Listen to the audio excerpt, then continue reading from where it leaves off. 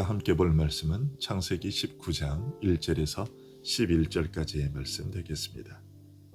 창세기 19장 1절에서 11절까지의 말씀을 제가 봉독해 드리겠습니다. 저녁 때에 그 두 천사가 소돔에 이르니 마침 롯이 소돔 성문에 앉아 있다가 그들을 보고 일어나 영접하고 땅에 엎드려 절하며 이르되 내 주여 돌이켜 종의 집으로 들어와 발을 씻고 주무시고 일찍이 일어나 갈 길을 가소서. 그들이 이르되 아니라 우리가 거리에서 밤을 새우리라. 롯이 간청하매 그제서야 돌이켜 그 집으로 들어오는지라. 롯이 그들을 위하여 식탁을 베풀고 무교병을 구우니 그들이 먹으니라. 그들이 눕기 전에 그 성 사람 곧 소돔 백성들이 노소를 막론하고 원근에서 다 모여 그 집을 에워싸고 롯을 부르고 그에게 이르되 오늘 밤에 내게 온 사람들이 어디 있느냐 이끌어내라. 우리가 그들을 상관하리라.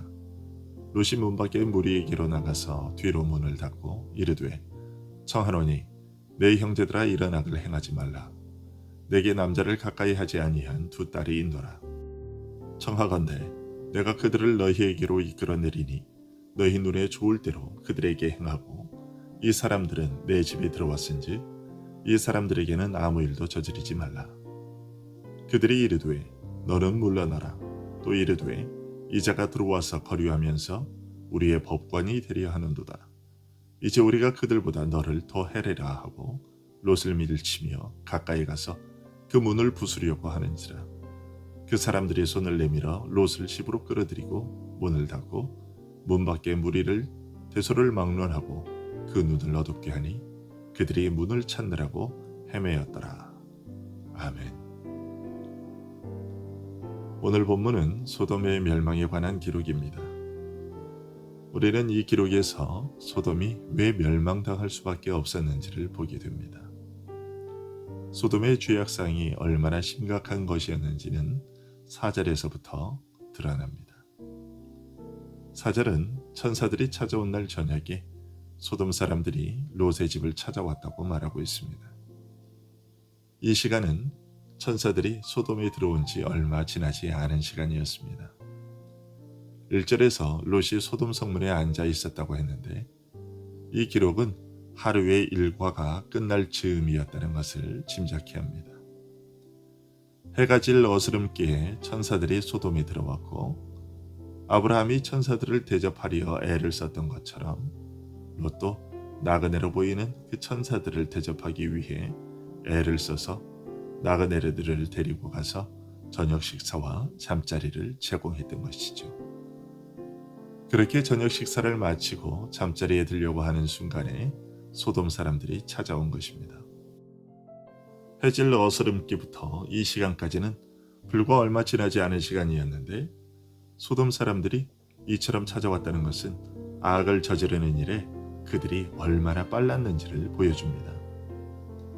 그들의 정욕은 맹목적으로 격렬했고 수치라는 것은 전혀 모르는 짐승과 같은 본능을 따라 사는 자들이었던 것이죠. 그리고 소돔 사람들의 이러한 죄악성은 노소를 막론하고 원근에서 다 모여 라는 말씀에서 잘 드러납니다. 늙은 사람도 자신의 정욕을 제재시킬 수 있는 신중성이 없었고 자신의 연령에 적합한 온건함도 없었다고 말하고 있는 것이죠. 연장자들이 이러하니 정욕이 날뛰는 젊은 자들을 제재시킬 수 있는 지도력도 없었던 것입니다. 그리고 더 경악할 일은 이처럼 죄악된 정욕에 지배된 자들이 그 도시의 한 지역에 국한되지 않고 그 도시 전체에 넘쳐나고 있었다는 것입니다. 원근에서 다 모여라는 말이 그것이죠. 소돔 전체가 하나님께서 창조하신 질서에서 완전히 벗어나 굽어져 있었다는 것을 보여줍니다. 에스겔 선지자는 에스겔 16장 49절에서 이 소돔이 가지고 있던 죄성에 대해 이렇게 전하고 있습니다. 내 아우 소돔의 죄악은 이러하니 그와 그의 딸들에게 교만함과 음식물의 풍족함과 태평함이 있음이며 또 그가 가난하고 궁핍한 자를 도와주지 아니하며 그들은 이처럼 죄악을 즐겨 행하는 자들이었습니다. 이런 자들에 대한 하나님의 대응은 바울 사도가 로마서 1장 28절에서 말한 바와 같습니다. 또한 그들이 마음에 하나님 두기를 싫어하며 하나님께서 그들을 그 상실한 마음대로 내버려 두사 합당하지 못한 일을 하게 하셨으니, 즉 그들을 눈먼 자의 상태에 던져버리시고 그들이 그런 상태에서 가증스런 정욕의 노예가 되게 하며 그들의 몸을 치욕스럽게 하심으로 불경건함을 벌하신다는 것이죠. 소돔에 대한 하나님의 벌하심은 소돔 사람들이 자신들의 격정에 불타서 물불을 가리지 않고 모든 죄악을 닥치는 대로 저지르게 하도록 내버려 두신 데서부터 이미 시작된 것이었습니다. 이런 사실을 통해서 우리는 우리가 죄에 대한 욕망으로 끌어넘쳐 오르지 않고 죄에 대한 인식을 갖고 있는 것이 얼마나 큰 하나님의 은혜인지를 깨닫게 됩니다.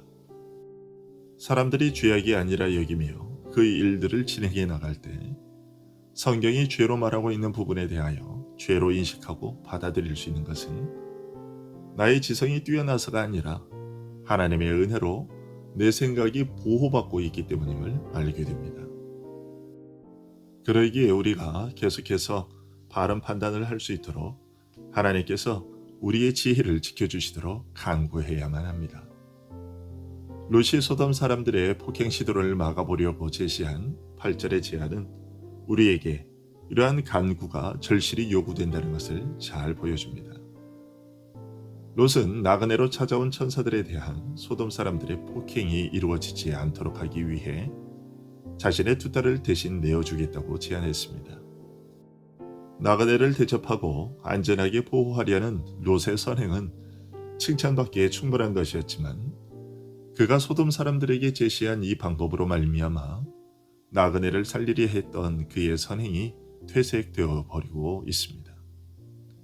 롯은 그것이 현재의 문제를 해결할 수 있는 최선의 방법이라고 생각했던 것인데, 그러나 그것 역시도 하나님 앞에서는 불법적인 것이었죠. 이런 본보기를 통해 우리가 경고받는 것은 우리가 롯이 처했던 상황 같은 데에서도 정말 바른 판단을 내릴 수 있는 사려 깊은 정신을 주시도록 기도하지 않으면 안 된다는 것입니다.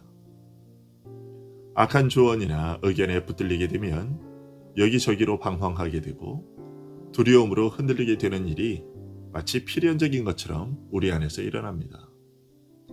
이런 위기의 상황에서도 침착한 마음으로 무엇이 정당하며 무엇을 해야 적절한지, 그리고 무엇이 필요한지를 분별하여 우리가 올바른 방향으로 나아갈 수 있게 해달라고 기도해야 된다는 것이죠.